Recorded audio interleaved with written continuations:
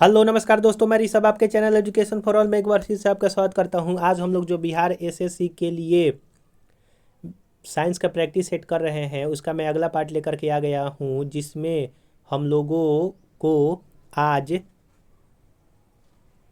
जो है वो तीसरा प्रैक्टिस सेट देखना है। इससे पहले मैंने जो है वो दो प्रैक्टिस सेट करवा दिया है। अगर आपने नहीं देखा है तो आप प्लेलिस्ट में जाकर के जो है वो देख सकते हैं। अगर आप किसी और सब्जेक्ट को पढ़ना चाहते हैं तो उसका भी प्लेलिस्ट बना हुआ है, आप जो है जा कर के देख सकते हैं। अगर अगर आपको ये वीडियो पसंद आएगा तो वीडियो को लाइक कीजिएगा, अपने दोस्तों में शेयर कीजिएगा, और अभी तक चैनल को सब्सक्राइब नहीं किए हैं तो चैनल को सब्सक्राइब भी कर दिया कीजिएगा। तो चलिए, हम लोगों का आज पहला क्वेश्चन है कि पुरुष जीन संगठन यानी कि जेनेटिक कॉन्स्टिट्यूएंट ऑफ मैन होता है। एक्स एक्स होता है, एक्स वाई होता है, एक्स होता है या फिर वाई होता है। तो जो आपका पुरुष जीन संगठन होता है वो आपका एक्स वाई होता है, और फीमेल के लिए जो है आपका एक्स एक्स होता है। तो अगर बच्चा लड़का होगा या फिर लड़की होगी, उसका जो निर्धारण होता है वो मेल के क्रोमोजोम से ही होता है। पुरुषों में जो क्रोमोजोम होता है वो आपका 23 पेयर होता है, और आपका टोटल जो है वो 46 क्रोमोजोम होते हैं। आप जो है एक पेन और पेपर लेकर के बैठिएगा, जितना भी मैं एक्स्ट्रा फैक्ट बतलाऊंगा आप जो है इसको ज़रूर से ज़रूर लिखिएगा। इनमें से जो आपके 22 जोड़े जो क्रोमोजोम होते हैं उसको समजातीय गुणसूत्र कहा जाता है, और जो एक जोड़ा एक्स एक्स जो होते हैं वो गुणसूत्र रहते हैं, जिसमें एक्स जो होता है वो आपके अंडाणु गुणसूत्र वाले शुक्राणु के साथ निषेचन करके जो है वो आपके एक्स एक्स या फिर एक्स वाई जो है वो आपके दो मेल होते हैं। एक्स एक्स अगर होगा तो आपका लड़की होती है, और एक्स वाई अगर मेल होता है तो आपका लड़का होता है। आप ये याद रखिएगा। तो आशा करूंगा कि आपका पहला क्वेश्चन क्लियर होगा। इसका ऑप्शन नंबर बी सही आंसर हो जाएगा। 52 नंबर क्वेश्चन है कि निम्न रक्त वर्ग यूनिवर्सल डोनर कौन सा है। तो यूनिवर्सल डोनर जो होता है वो आपका यूनिवर्सल डोनर वो होता है, और आपका यूनिवर्सल जो रिसेप्टर होता है जो कि ले सकता है वो आपका ए बी होता है। आप ये भी याद रखिएगा। अगला क्वेश्चन है आपका कि प्रकाश संश्लेषण होता है। तो प्रकाश जो संश्लेषण होता है यानी कि जो फोटोसिंथेसिस की प्रक्रिया होती है वो केवल दिन में जो है वो आपका होता है, रात में नहीं होता है। दिन और रात में नहीं होता है, दिन अथवा रात्रि में नहीं होता है। तो केवल दिन में जो है वो आपका फोटोसिंथेसिस का प्रक्रिया होता है। आप ये याद रखिएगा। और हरे पौधे में क्लोरोफिल की उपस्थिति में जो है वो फोटोसिंथेसिस किया जाता है। अगला है कि प्रकाश संश्लेषण के लिए कौन सी गैस आवश्यक होती है। तो प्रकाश संश्लेषण के लिए फोटोसिंथेसिस के लिए कार्बन डाइऑक्साइड गैस जो है वो आपकी आवश्यकता होती है। आप ये याद रखिएगा। और ऑक्सीजन और जल की भी जो है वो उत्पत्ति होता है। तो क्या बनता है, ग्लूकोज बनता है, 6H12O6 जो है, और आपका H2O और ऑक्सीजन जो है वो निकलता है। तो प्रकाश संश्लेषण के लिए कौन सी गैस आवश्यकता होती है, आपका कार्बन डाइऑक्साइड। जो आपका नाइट्रोजन गैस है वो सबसे ज़्यादा 78% जो है वो वायुमंडल में विराजमान है, और ऑक्सीजन 21%। 55 नंबर क्वेश्चन है कि जीव विकास को सर्वप्रथम किसने समझाया। तो जीव विकास को सबसे पहले जो है वो लैमार्क ने समझाया था। सर्वप्रथम जैव विकास का जो है वो इन्होंने समझाया था 1809 में प्रकाशित फिलोसोफिन जूलॉजिक शीर्षक उनकी पुस्तक में जीव विकास संबंधित अपने सिद्धांत का उन्होंने प्रतिपादन जो है वो किया था। आप ये याद रखिएगा।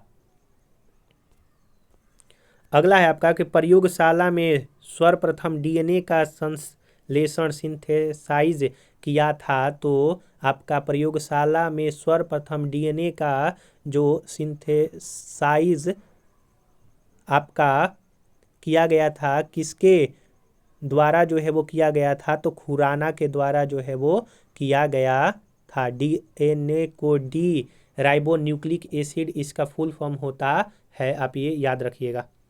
अगला है कि 5 डिग्री फ़ारेनहाइट को केल्विन में बदलना है। तो इसका फॉर्मूला होता है आपका C/5 is equal to F minus 32/9 जो है वो आपका होता है। तो पहले इसको डिग्री सेल्सियस में कन्वर्ट करके और जितना टेम्परेचर आएगा उसको 273 से अगर प्लस माइनस कर दिया जाएगा या फिर प्लस कर दिया जाएगा तो उस वो जो है वो केल्विन में बदल जाएगा। जैसे देखिए मैं यहाँ पर करता हूँ, कितना वैल्यू दिया हुआ है तो C बाई यहाँ पर फ़ारेनहाइट का 5 डिग्री फ़ारेनहाइट को जो है वो केल्विन स्केल में जो है वो बदलना है।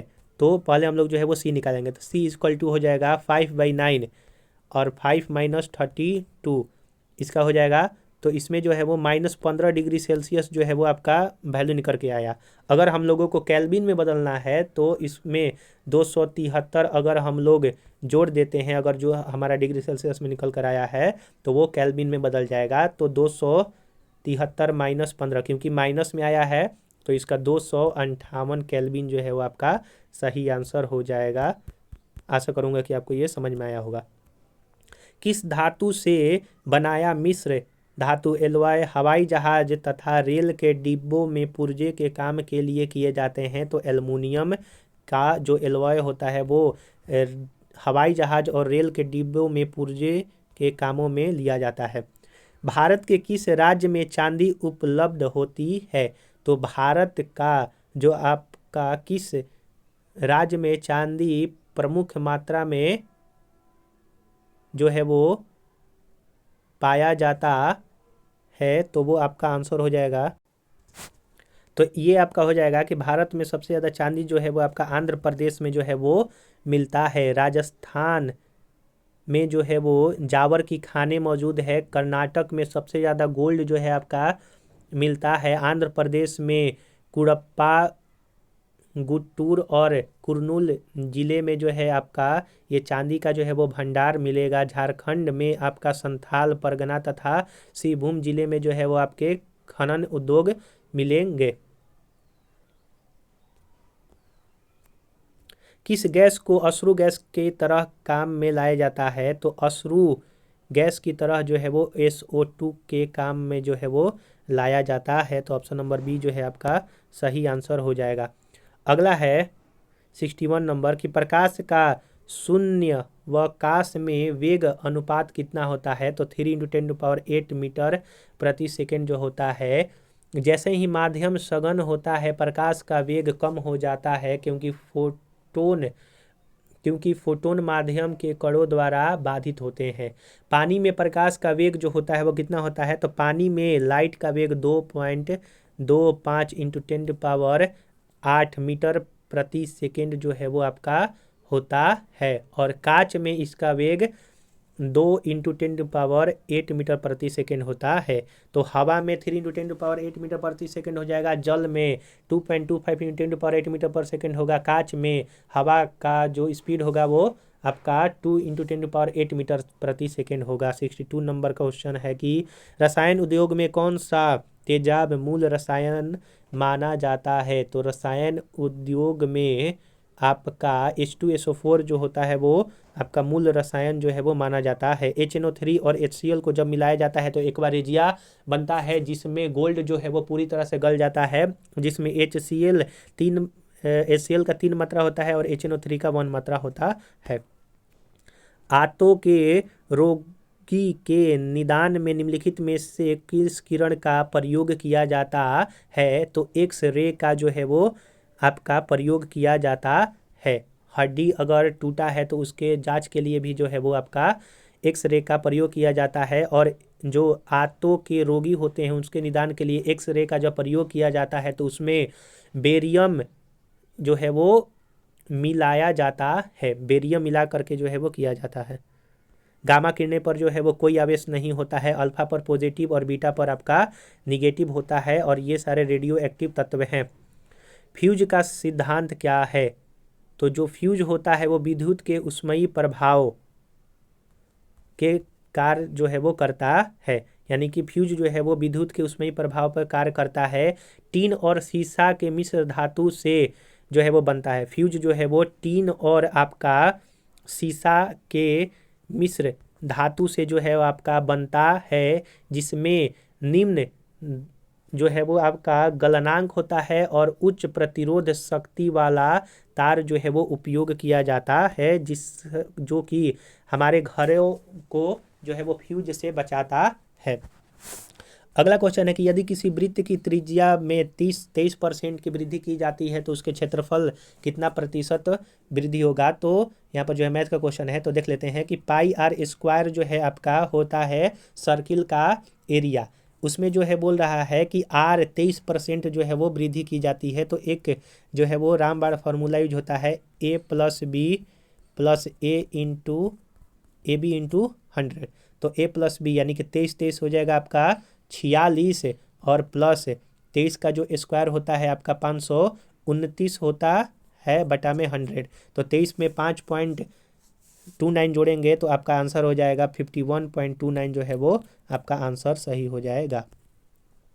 जब एक वस्तु को 75 डिग्री के कोण पर झुकी हुई दो समतल दर्पणों के मध्य रखी जाती है तो निर्मित प्रतिबिंब जो है वो कितना होगा। तो 360/75। इसको डिवाइड करेंगे, अगर इवन नंबर में आएगा तो -1 करेंगे और ऑड नंबर में आएगा तो +1 करेंगे। तो इसको जब हम लोग काटेंगे तो ये पूरी तरह से नहीं, 4.8 टाइम्स में यह जो कटेगा। तो इसमें अगर हम लोग माइनस करेंगे तो 3.8 आएगा। तो लगभग इसका जो है वो 3 इमेज जो है वो बनेगा। तो ऑप्शन नंबर बी जो है वो सही आंसर। दूरदृष्टि निवारण के लिए काम में लेते हैं, तो दूर दृष्टि निवारण के लिए जो काम में लाया जाता है वो आपका उत्तल लेंस जो है वो आपका लाया जाता है, जिसको कन्वर्जेंट अभिसारी लेंस भी जो है वो कहा जाता है। और अवतल लेंस जो है आपका, जो कि कम की मायोपिया वाले लोगों को जो है वो किया जाता है। तो इसका जो है उत्तल लेंस होगा, तो ऑप्शन नंबर जो है वो सी आपका सही आंसर हो जाएगा। जो उत्तल दर्पण होता है वो साइड मिरर व्यू में जो है वो यूज होता है। कार हुआ, मोटरसाइकिल में जो मिरर लगता है साइड में, उसमें यूज होता है।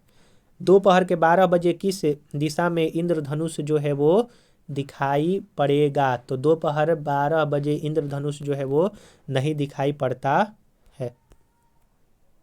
दाढ़ी बनाने के लिए कौन सा दर्पण काम में आता है। तो अवतल दर्पण जो है वो दाढ़ी बनाने के लिए जो टॉर्च लाइट होता है उसमें भी यूज होता है। फिर से उसके बाद जो दांतों के डॉक्टर के पास अगर जाइएगा तो डेंटिस्ट भी अवतल दर्पण का ही उपयोग करते हैं। धोने का सोडा का रासायनिक सूत्र जो है आपका क्या है। तो धोने का सोडा का जो आपका रासायनिक सूत्र है वो Na2CO3 होता है, और इसमें 10 अणु जो है आपके H2O के भी होते हैं। तो Na2CO3 होता है। अगला है आपका, ये भी जो है मैथ का क्वेश्चन है, तो इसको जो है वो छोड़ दीजिएगा। 72 नंबर क्वेश्चन है कि ठोस कपूर से कपूर वाष्प बनने की प्रक्रिया को क्या कहते हैं। तो ऊर्ध्वपातन कहते हैं। सब्लिमेशन जो है वो कहा जाता है। हिमीकरण यानी कि जो आइस होता है उसको जो है वो पिघला जाता है, उसको जो है वो हिमीकरण में जो है वो आ सकता है। या फिर लिक्विड से आपको बनना है सॉलिड, तो हिमीकरण जो है आ जाएगा। वाष्पीकरण यानी कि जल का उड़ना जो है वाष्पीकरण करता है। पिघलना यानी कि ठोस का लिक्विड में बदलना, पिघलना होगा। हिमीकरण जो है वो लिक्विड को ठोस में बदलना हो जाएगा। तो इसका ऑप्शन नंबर डी हो जाएगा। पौधे व पेड़ का खाना तैयार करने की प्रक्रिया कहलाती है। पौधे और पेड़ का खाना तैयार करने की प्रक्रिया फोटोसिंथेसिस जो है वो कहलाता है, यानी कि प्रकाश संश्लेषण द्वारा जो है वो खाना पौधा अपना जो है वो तैयार करता है। जाइलम एक उत्तक होता है जो कि पानी को एक जगह से दूसरे जगह पौधे में लिया जाता है, और फ्लोएम जो है वो खाद्य पदार्थ को लेकर के जाता है। 74 नंबर क्वेश्चन है कि निम्नलिखित में से कौन सा धातु अर्धचालक की तरह ट्रांजिस्टर में प्रयोग किया जाता है। तो जर्मेनियम धातु अर्धचालक की तरह ट्रांजिस्टर में प्रयोग किया जाता है। जर्मेनियम, सिलिकॉन जो है वो आपके प्रयोग होते हैं। चांदी सबसे अच्छा विद्युत का सुचालक है। फिर उसके बाद तांबा आता है। ग्रेफाइट का सबसे ज़्यादा जो है वो आपका गलनांक होता है। 75 नंबर क्वेश्चन है कि जैव सिस्टम में रासायनिक क्रिया की प्रक्रिया को तेज करने कैटालिसिस में उत्तरदायी पदार्थ जो होता है वो आपका कौन सा होता है। तो आपका एंजाइम पदार्थ होता है। अगर रासायनिक क्रिया को तेज करना है तो या फिर स्लो करना है तो उसके लिए एंजाइम जो है वो आपका लाया जाता है, उसमें जो है वो किया जाता है। 76 नंबर क्वेश्चन है कि निम्नलिखित में से किसकी कमी से मनुष्य में मधुमेह होता है। तो आपका इंसुलिन की कमी से जो है वो मधुमेह रोग होता है। लैंगरहैंस की दीपिका के द्वारा स्रावित एक प्रकार का हार्मोन है जो रक्त में शर्करा की मात्रा को नियंत्रित करता है और इस अल्पस्राव से मधुमेह या फिर डायबिटीज नामक रोग जो है वो होता है। अगला है कि विटामिन जो खट्टे फलों में पाया जाता है तथा चर्म को स्वस्थ रखने में जरूरी है वो आपका विटामिन सी है जो कि खट्टे फलों में पाया जाता है। विटामिन बी और विटामिन सी वाटर सॉल्युबल है। विटामिन ए और विटामिन डी, विटामिन के और विटामिन ई जो है वो फैट सॉल्युबल होता है। विटामिन ए से रतौंधी रोग होता है। विटामिन बी से बेरी रोग होता है। विटामिन डी से जो है वो रिकेट्स यानी कि पैर हड्डियों में से संबंधित रोग होता है। विटामिन सी से जो है स्कर्विक रोग होता है।